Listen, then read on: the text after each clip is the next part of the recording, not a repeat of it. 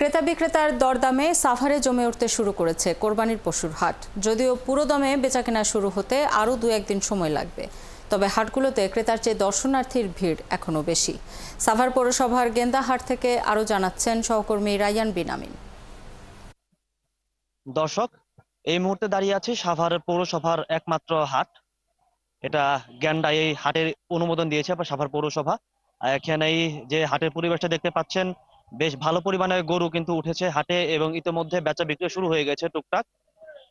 যারা ক্রেতা আছেন আর যারা বিক্রেতা উভয়ই বলছে, বিক্রেতারা বলছেন যে এখনো পর্যন্ত হয়তো আরো 2-1 দিন সময় লাগবে হাট পুরোপুরি জমে উঠতে। ততক্ষণ পর্যন্ত তারা অপেক্ষা করতে রাজি। আর তারা আশা করছেন যে এবার গতবারের যেরকম শেষ বেলায় দাম পড়ে গিয়েছে, এবার হয়তো সেই দামটা পড়বে না। তারা উপযুক্ত যে দাম, অর্থাৎ যে দামে তারা বিক্রি করতে চাচ্ছেন অনেকটা কাছাকাছি দামে সেরকম বিক্রি করতে পারবেন। আর ক্রেতারা বলছেন যে তারাও যে বাজেট রেখেছেন সেই বাজেটের মধ্যে তারা এই হাট থেকে গরু কিনতে পারবেন এবং তাদের পছন্দ মতো যে গরু সেই গরুগুলো কিনতে পারবেন। আমরা যদি দেখাই যে হাটে মোটামুটি মাঝারি ধরনের গরু সবচেয়ে বেশি দেখতে পাচ্ছি আমরা। মাঝারি থেকে ছোট বড় গরু দেখা তেমন একটা নাই। আর যতটুকু বিক্রেতাদের সাথে কথা বলে জানতে পেরেছি, প্রায় সর্বোচ্চ 1.5 লাখ টাকার মতো গরু এই হাটে আছে। আমি এখানে একজন বিক্রেতার সাথে কথা বলতে চাই যে তিনি প্রায় 30টির মতো গরু নিয়ে এসেছেন এই হাটে। আপনি কোথা থেকে এসেছেন এবং কতগুলো গরু নিয়ে এসেছেন? রাজবাড়ী 36টা গরু। বেচা বিক্রি কেমন? এখনো আরম্ভ হয় নাই, ইনশাল্লাহ হবে।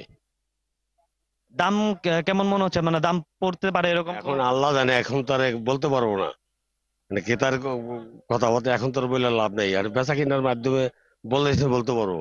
এখনো আপনি আন্দাজি কথা বলে লাভ তো নাই। বেচা বিক্রি হবে ইনশাল্লাহ। শুনছিলেন যে এখনো পর্যন্ত আসলে কেউ নিশ্চিত করে কোনো কিছু বলতে পারছেন না। আহ, যেহেতু আরো 3 থেকে 4 দিন সময় আছে, সে পর্যন্ত তারা আশা করছেন যে যে দাম তারা চাচ্ছেন বা যে টার্গেট তারা নিয়ে এসেছেন সেটা পূরণ করতে পারবেন।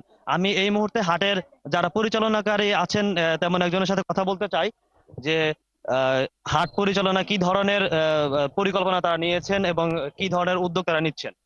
এবং সবচেয়ে বড় প্রয়োজন যেটা আইন শৃঙ্খলার যে পরিস্থিতি, সেইটা রক্ষাতেই আমাদের প্রথম লক্ষ্য।